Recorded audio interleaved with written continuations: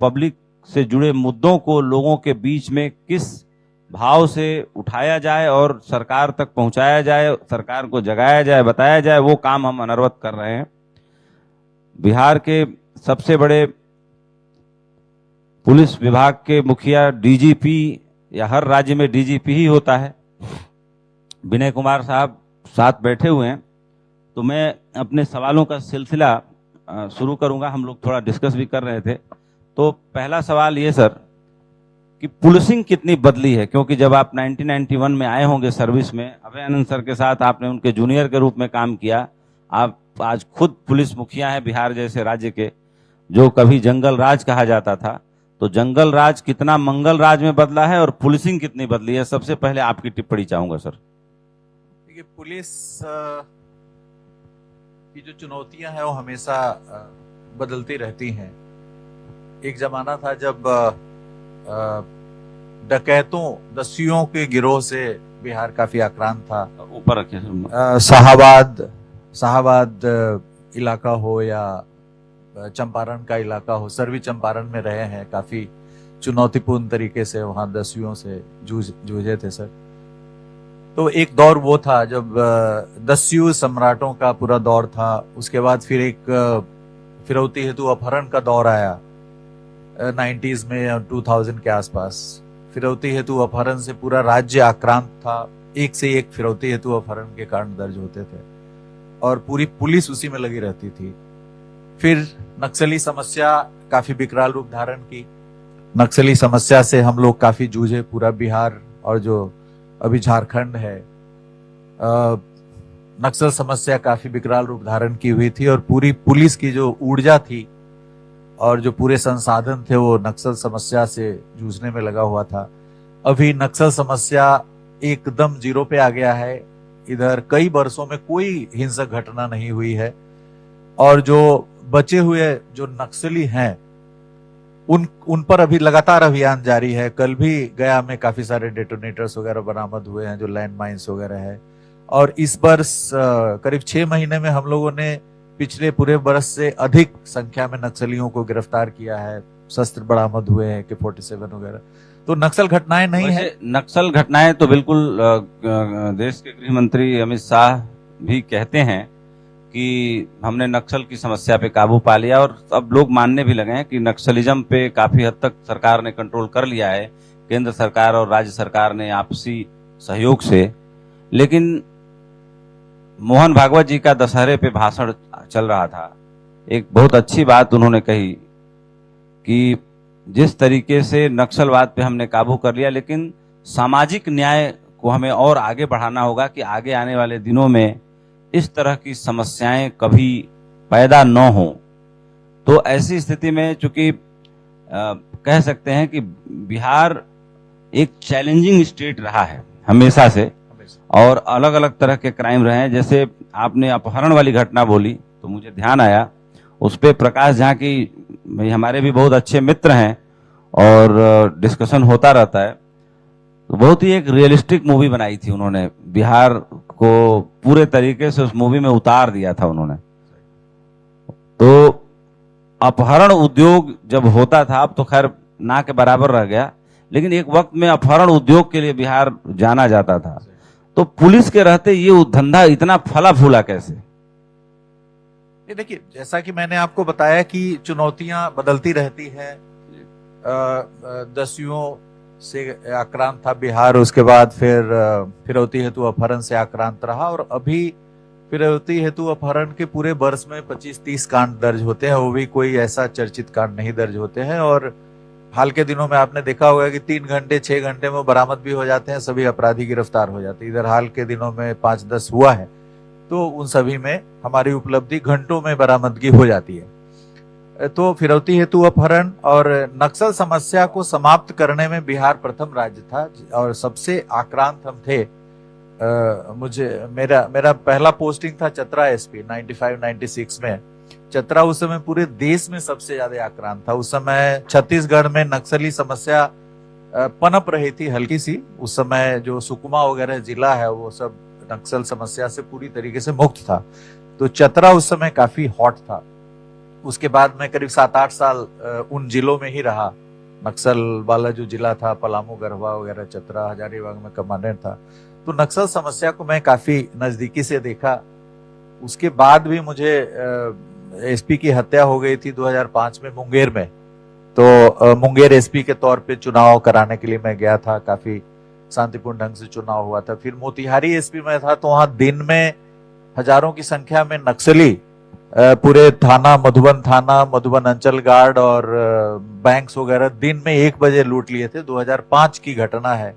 मैं करीब 5-6 दिन पहले ज्वाइन किया था, तो उसमें करीब 2 दिन तक मुठभेड़ चलते रहा और करीब 17-18 नक्सली मारे गए, 40-50 गिरफ्तार हुए। उस उत्तर बिहार की अंतिम घटना थी जो दिन के 1 बजे हुई थी। और नक्सली संगठन जो था वो सोचा नहीं था कि पुलिस रेस्पॉन्स होगा, लेकिन जबरदस्त पुलिस रेस्पॉन्स हुआ उसमें, और वो अंतिम घटना थी। तो नक्सली समस्या से काफी हम लोग जूझे हैं। अभी जो हमारी समस्या है, जैसे डकैती जो हजारों की संख्या में होता था, अभी इस साल अब तक करीब 100 डकैतियां हुई है, और वो भी मिसलेनियस टाइप का है। लूट की घटना भी बहुत घटी है। हत्या भी काफी घटा है। जैसे 90 से 2000 के दशक में एवरेज मर्डर बिहार में, जो अभी वाला बिहार है, झारखंड छोड़ करके करीब 4500 था। 4500 एवरेज हत्याएं 90 से 2000 के बीच में होती थी। ये 2000 से 2010 के बीच में घट करके लगभग 3000 के आसपास हो गए, 3200 के आसपास थी। अभी जो एवरेज है ये करीब 2500 के लगभग है।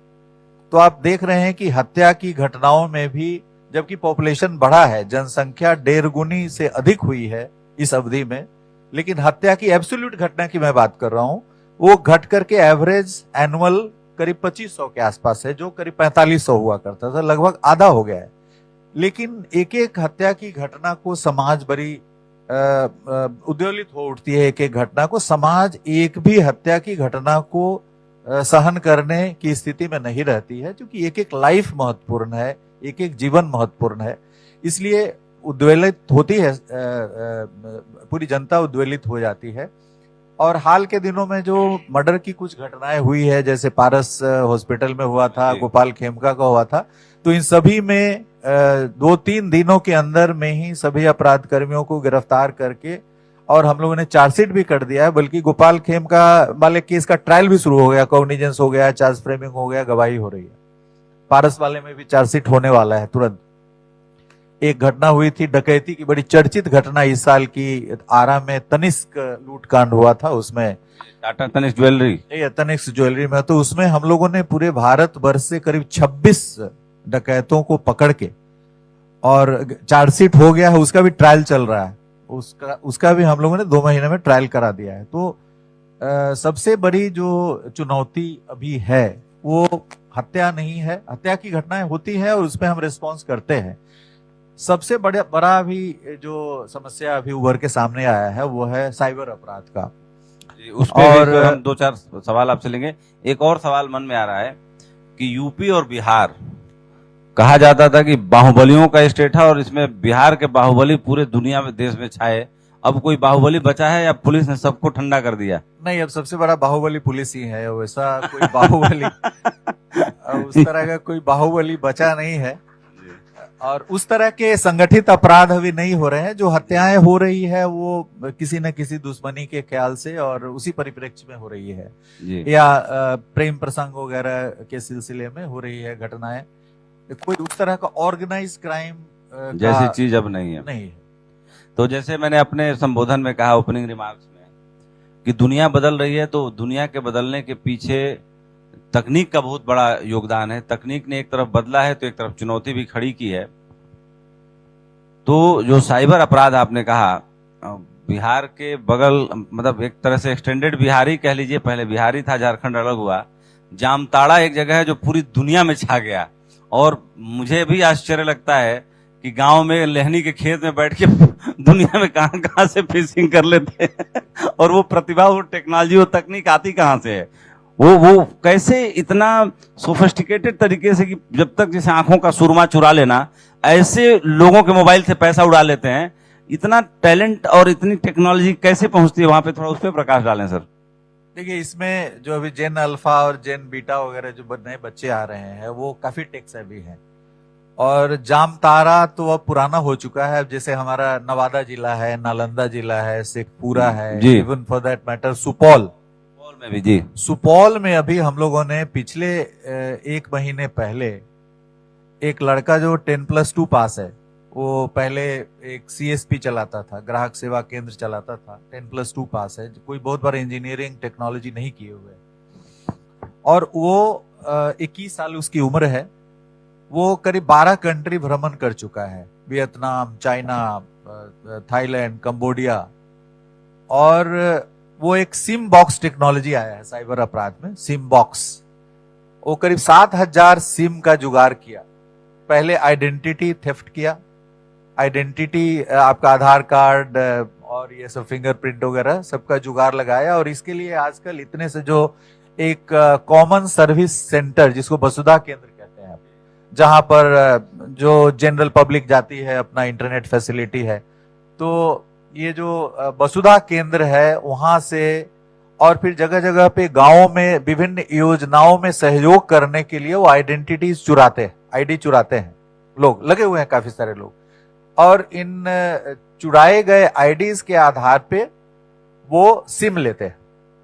सिम लेने के बाद फिर म्यूल अकाउंट खोलते हैं बैंक में, और 1-2 नहीं, हजारों की संख्या में म्यूल अकाउंट खोलते हैं। और उसके बाद फिर उनका जो साइबर अपराध तरह तरह का इंपर्सनेट करके और तरह तरह के तौर तरीके अपना करके पब्लिक को डूब करते हैं। तो ये जो सिम बॉक्स है, ये पूरा जो आपका कम्युनिकेशन हाईवे है उसको बाईपास कर देता है। मतलब आपका कॉल जनरेट होगा अफ्रीका से, अमेरिका से, वो कहीं पे भी किसी भी इंफॉर्मेशन गेटवे में उसका कोई प्रेजेंस नहीं रहेगा, कोई फुटप्रिंट नहीं रहेगा।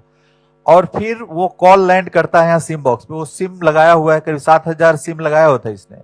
पर डे 25,000 कॉल कर रहा था, और उसका पर मंथ इनकम 3 करोड़ था। उसके अकाउंट में 9 करोड़ रुपया पाया गया है। इन्वेस्टमेंट करने के बाद एक 10+2 का लड़का, और अकेले मैनेज कर रहा था, अकेले। एक अकेले पूरा टेक्नोलॉजी था उसका, 3 फ्लोर का मकान था, उसमें पूरे सिम बॉक्सेस लगाए हुए थे।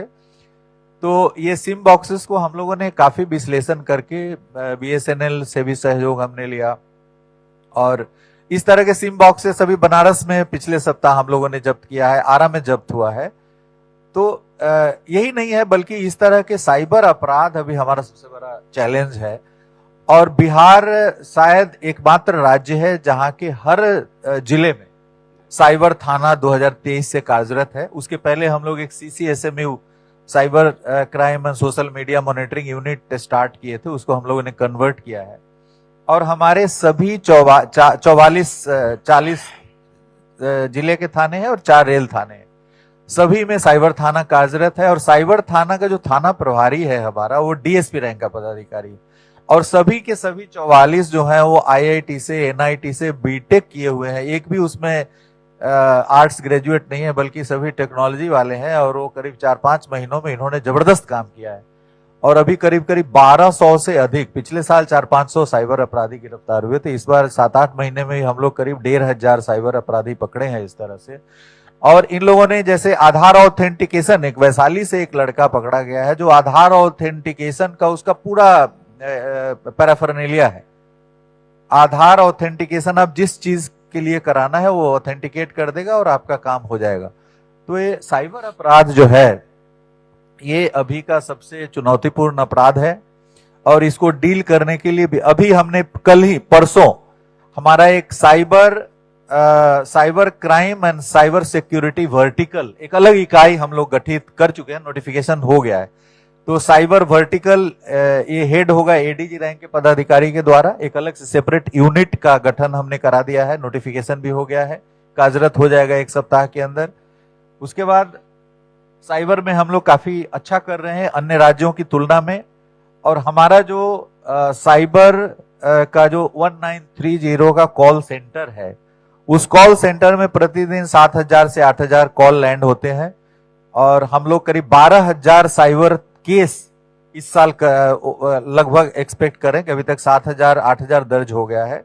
12,000 साइबर केस दर्ज करके उसका अनुसंधान करवा रहे हैं। तो साइबर में हम लोगों ने काफी प्रगति की है और एकमात्र हम राज्य हैं जहां के हर जिले में साइबर थाना है। इवन तेलंगाना वगैरह जो काफी पुलिसिंग में अच्छा कर रहा है, वहां पे कमिश्नरी लेवल पे साइबर थाना है। तो we have done a lot in cyber crime को कंटेन करने में। इसके बाद सर एक और चुनौती हमारा है जो साइबर के साथ ही हम लोगों ने एक नारकोटिक्स का समस्या जो है, ड्रग्स का समस्या हमारे यहाँ काफी है। कितनी बिहार में जो स्कूल में छोटे बैग के जो छात्र और बच्चे हैं वो एडिक्ट हो रहे हैं और कैसे उसको क्रैक डाउन कर रही है बिहार पुलिस, इसके बारे में बताएं। ये भी बड़ा गंभीर विषय बनता जा रहा है। एकदम गंभीर विषय है, आई एग्री। नारकोटिक्स को भी हमने काफी संवेदनशीलता के साथ लिया है और अभी हम लोग जैसे मैंने ज्वाइन किया वैसे ही एसटीएफ में एक नारकोटिक सेल खोला, उसके बाद हर जिले में नारकोटिक सेल खोला। और इस साल जो नारकोटिक्स में जो गिरफ्तारियां हुई है, सिर्फ नेपाल बॉर्डर वाले जो जिले हैं उसमें हम लोगों ने 700 लोगों को गिरफ्तार किया है और काफी नारकोटिक्स जब्त हुआ। इधर आप हर रोज देख रहे होंगे कि नारकोटिक्स की जब्ती हो रही है, चरस की जब्ती हो रही है, हीरोइन की जब्ती हो रही है। और पिछले सप्ताह ही हम लोगों ने एक नारकोटिक्स का भी एक अलग इकाई का गठन किया है। नारकोटिक्स के लिए भी हम लोगों ने एक सेपरेट यूनिट गठन किया है जिसमें आईजी रैंक के पदाधिकारी रहेंगे और पूरा उसमें 300 का पद सृजित हुआ है, 300-400 का पद सृजित हुआ है।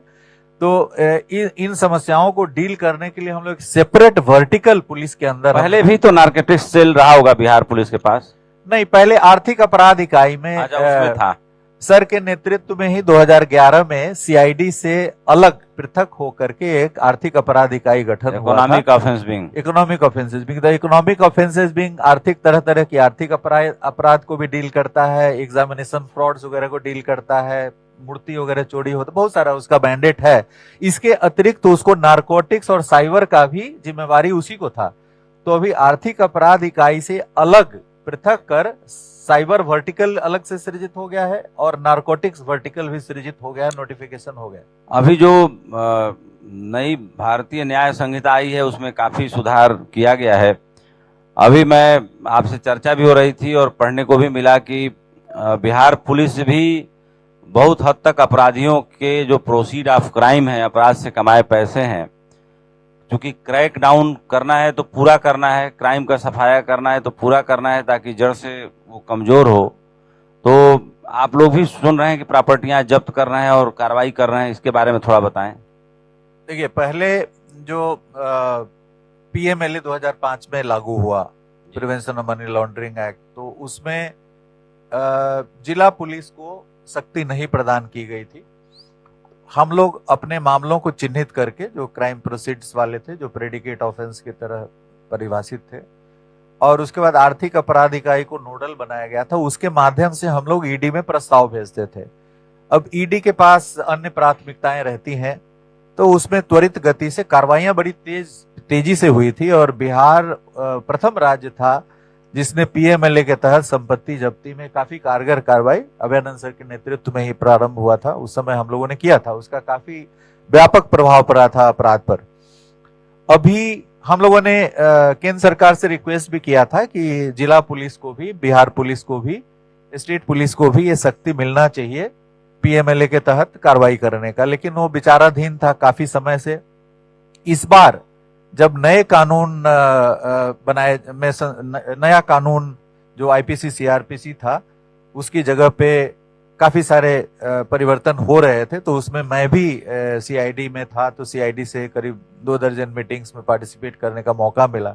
तो इसको मैंने मुखर ढंग से रखा कि स्टेट पुलिस को ईडी की तरह, जैसे पीएमएलए में उसको है, उस तरह से क्राइम प्रोसीड्स को जब्त करने की शक्ति होनी चाहिए। और ये सरकार के द्वारा धारा 107 बीएनएसएस में ये शक्ति प्रदान की गई है।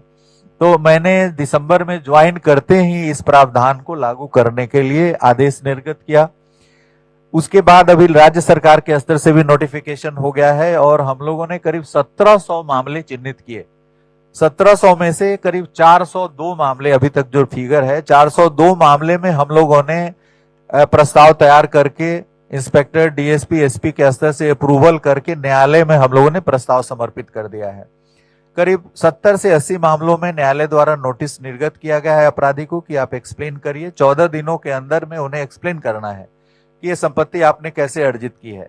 यदि नहीं वो जवाब देते हैं या जवाब असंतोषजनक पाया जाता है तो उसको जब्त करने का आदेश न्यायालय को पारित करना है। 2 मामले में आदेश पारित हुआ है, जो बड़े चर्चित अपराध कर्मी है मुजफ्फरपुर के, और अन्य मामलों में भी हम लोग सोचे थोड़ा न्यायालय में भी अभी इस धारा को समझने, और इसको तरह तरह के विचार हैं कि न्यायालय में, अलग अलग न्यायालय में, डिस्ट्रिक्ट कोर्ट्स में, तो हम लोगों ने माननीय उच्च न्यायालय से भी समन्वय स्थापित किया है और माननीय उच्च न्यायालय के संज्ञान में भी लाया है, सो दैट क्लियर इंस्ट्रक्शंस नीचे अधीनस्थ न्यायालयों में जाए। तो इसको हम लोग एक व्यापक तौर पे प्रयोग करने का प्रयास किया है।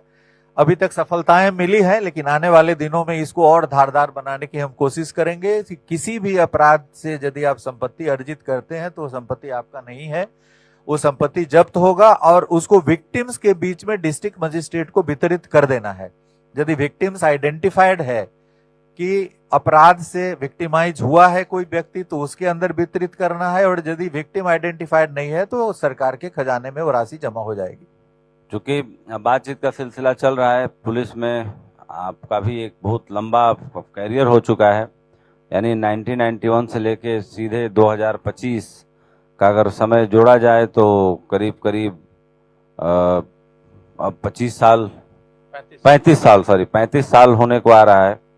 35 साल के सफर में हर पुलिस वाले के जीवन में कुछ न कुछ ऐसी घटना होती है जो, अगर वो कुछ होती हैं जो बताने लायक नहीं होती हैं, कुछ होती हैं जिन्हें जनता को अवेयर करने के लिए बताया जाना चाहिए। कुछ ऐसा, आखिरी सवाल के रूप में मैं आपसे ये पूछूंगा कि कुछ ऐसे अपने जीवन से जुड़ी इन 35 सालों की यात्रा में कुछ रोचक घटना बताइए जो लोग सुने और उसको याद रखें अपने जहन में, कि किसी क्राइम को सॉल्व करने में पुलिस इस हद तक जाती है, या किसी की मदद करने के लिए इस तरह से जाती है, या कोई केस कैसे हजारों निशान बिखरे होते हैं और एक पुलिस अधिकारी अपने एंटिसिपेशन से, अपने मतलब सोचने के तरीके से क्राइम को डिटेक्ट करता है और वो सही मंजिल पे पहुंच जाता है।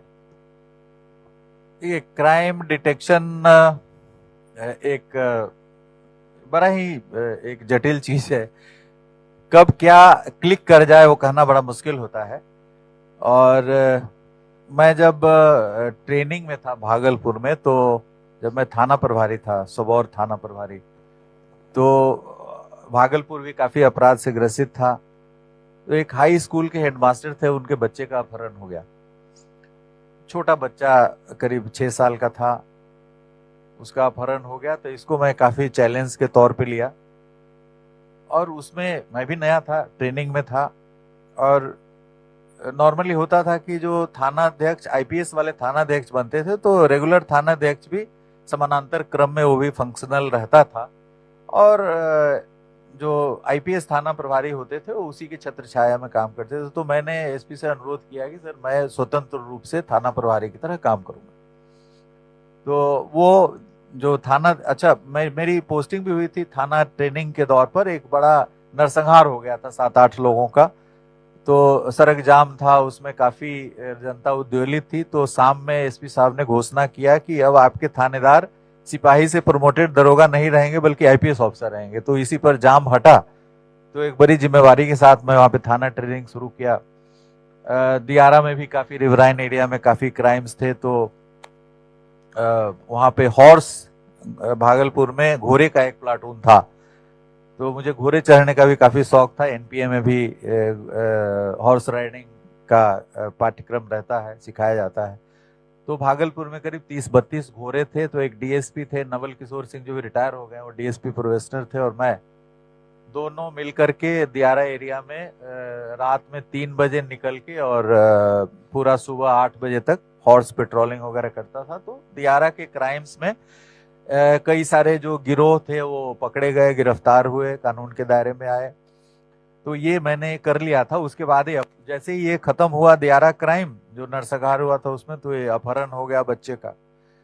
अब ये बड़ा चैलेंजिंग था अपहरण। इसमें मुझे लगता है कि 2-3 दिन तक मैं सोया नहीं, लगातार रात भर जिसको भी पकड़ के लाता तो उसको पूछताछ करते। इसी क्रम में एक पता चला कि नहीं, इस अपहरण में मिस्टर एक्स, उसका नाम मुझे याद है, मैं नाम नहीं लूंगा, उसका हाथ है। तो उसका घर घेरा गया रात में करीब 10 बजे। कुछ जो पुलिसकर्मी थे उस घर घेरा गया।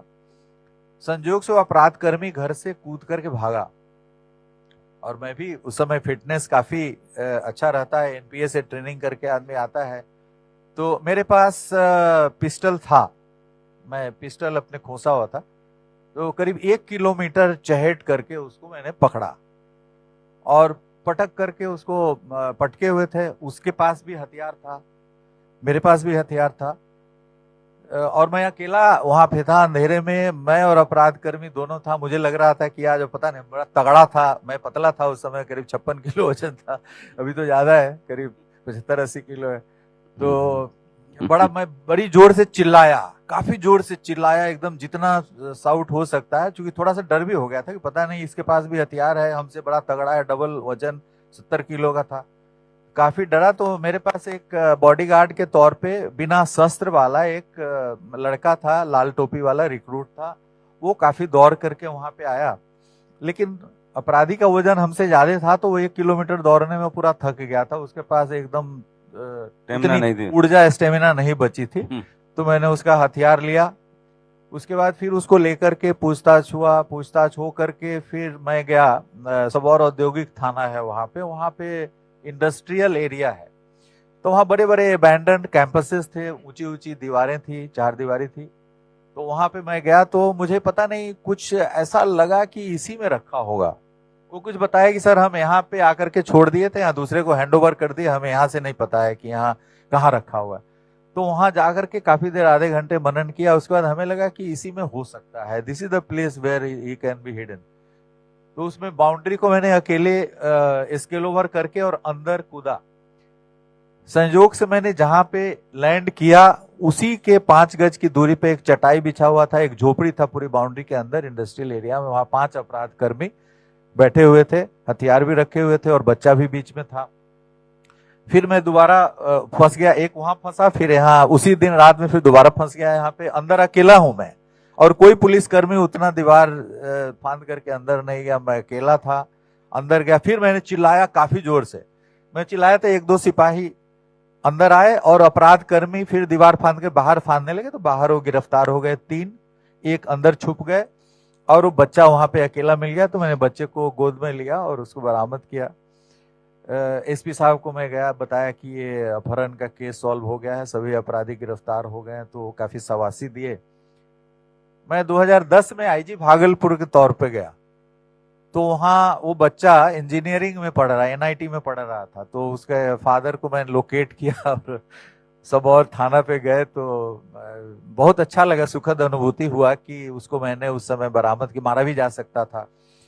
और ट्रेनिंग के दिनों में तो अपराध अनुसंधान के प्रति जो रुझान है, मैंने ट्रेनिंग में ही काफी संवेदनशीलता के साथ लिया था। कई सारे कांड ट्रेनिंग के दौरान उद्भेदन किया, तो बाद में भी इसे हमें फायदा मिल रहा है। अभी जब मैं डीजीपी के तौर पे भी हूं, तो ऐसा नहीं कि कोई घटना हो रही है तो थानाध्यक्ष अनुसंधान उद्भेदन करेगा, मैं स्वयं अपने जो अनुसंधान में जो अनुभव है उसको साझा करता हूं, और उसका नतीजा हो रहा है कि जल्द से जल्द डिटेक्शन हो जा रहा है केस का।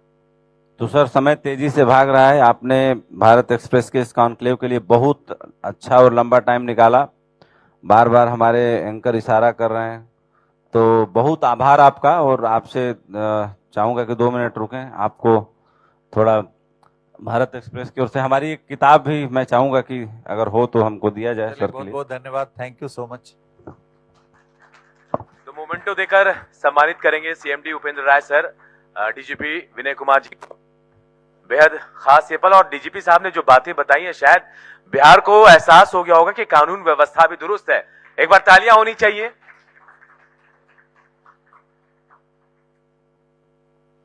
शॉल देकर सम्मानित भी करेंगे।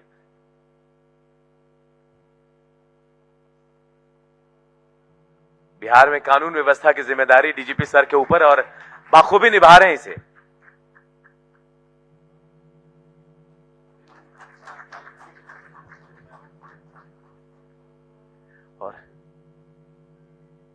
और भारत एक्सप्रेस के सीएमडी उपेंद्र राय की लिखी किताब डीजीपी सर को भेंट की जा रही है।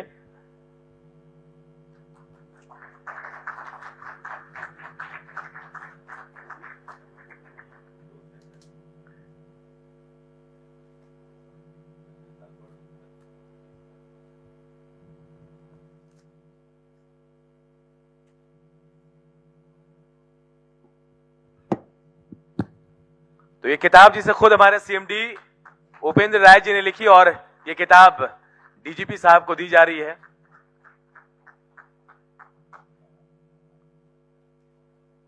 बहुत बहुत शुक्रिया सीएमडी सर उपेंद्र राय जी और डीजीपी विनय कुमार जी, बहुत बहुत शुक्रिया आपका।